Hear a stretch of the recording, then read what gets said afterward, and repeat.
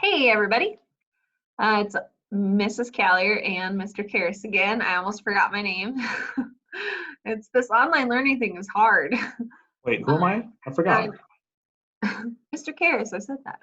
I thought I was Woggy. I thought it was Mr. Woggy. I remembered your name. I just almost forgot my own. So, all right. So today's story that we're going to read is another expository text, which is just like a fancy name for nonfiction, basically. It's informational. More It's gonna tell information. us- Yep, it's going to tell us about something. And the title of the story is Rescue Dogs Save the Day. So there are a lot of different dogs out there that have very important jobs, and we're going to learn about some of them today. So here we go. Rescue teams are there when we need them. They respond quickly to help people in trouble. They are brave heroes, but heroes aren't always people. Heroes can be dogs too. So I see a vocabulary word there right here, respond. Do you remember what respond means, Mr. Karras? Isn't respond the one where you go to something quickly, give an answer to something? Oh, yeah, it's like how you react. So it could be, if you respond to a question, it could be your answer to something. So my respond wasn't that one of the words? Mhm. So rescue dogs are heroes.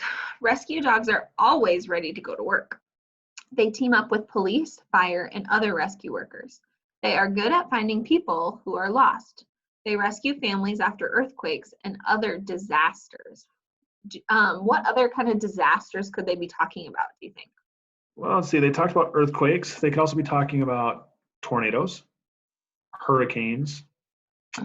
What else? Tsunamis. I know that they've used a lot of rescue dogs after a tsunami. Or even just like a really bad flood. Really bad flood, Yeah. building So, collapses. They work in all types of weather, and the best news is that rescue dogs can do their jobs with no special equipment.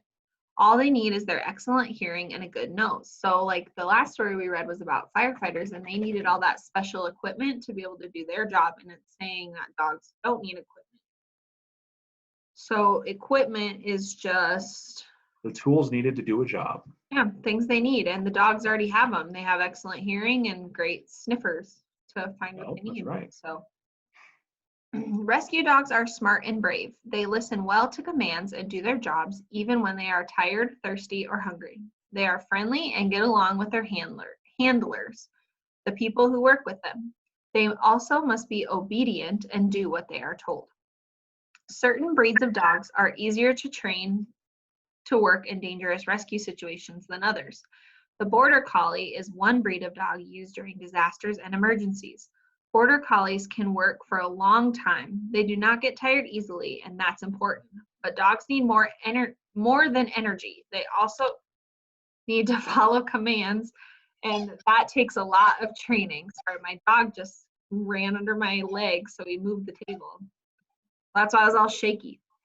I just want to make a connection there. I've heard a lot about Border Collies being really smart dogs and good dogs to use for farming because they do like lots of work and stuff. So it's cool that they can also be used in rescue situations too. I didn't know that.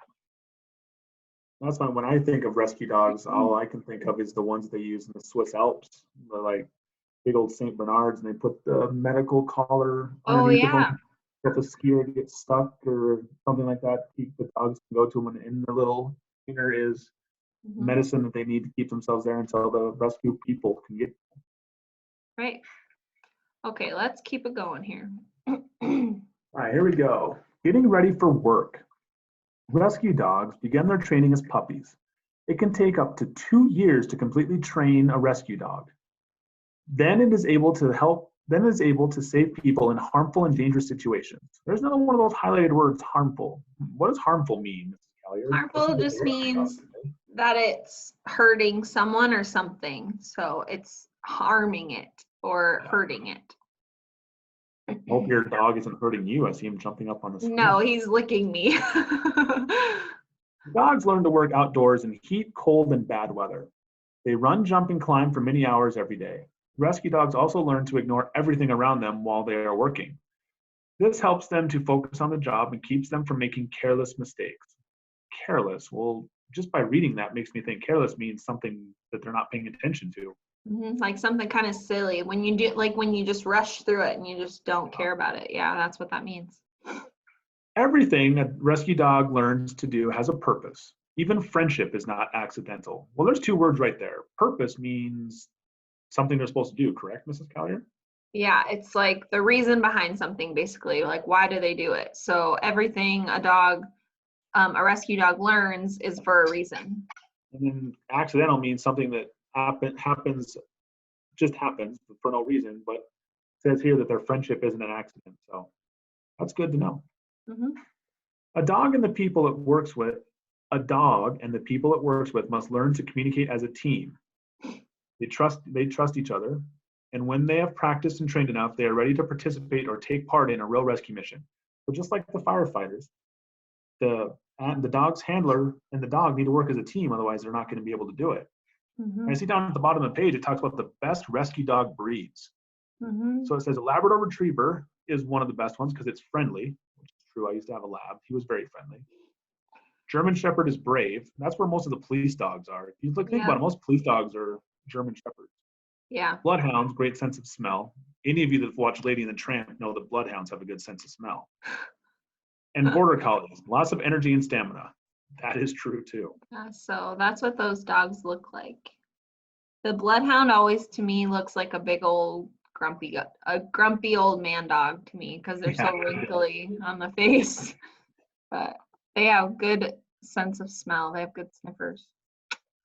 Okay, last part here. Good dog. When a hiker is lost, a rescue dog sniffs the air and the ground to find her. A dog's sense of smell is much stronger than a person's. Rescue dogs can even smell someone trapped under 15 feet of snow. When a dog finds someone, it barks to alert its partner. The rescue worker, my dog keeps playing with his toy, so it keeps interrupting our nice reading. So sorry about that, guys. Rescue dogs can even smell someone trapped under 15 feet of snow. When a dog finds someone, it barks to alert its partner. The rescue worker trusts the dog, so the team works quickly to save a life. Sorry, I should not be laughing when my dog's just making me frustrated. Okay, at the end of every rescue, the dog gets praise and treats for doing a good job. So if they help people and do what they're supposed to do, then they get praise, which is just when you like say good things to them. You're like, oh, good boy, and you good job. And and they give them treats or toys sometimes too, which mine apparently needs to lose his toy right now. Okay, so the last part here. Sometimes rescue teams go to schools to teach children about safety and disaster prevention. Remind me again what prevention means, Mr. Karras? That means to help stop something before it happens. Mm-hmm. So they go to talk to kids at school to give them safety and disaster prevention. So like when we do fire drills and stuff at school, which the dogs probably wouldn't help with fire drill parts, but they can help with like a lot of the other parts that we have to practice for. So they show children how to stay safe and what to do during emergencies. Go away, go. They show children how to stay safe and what to do during emergencies.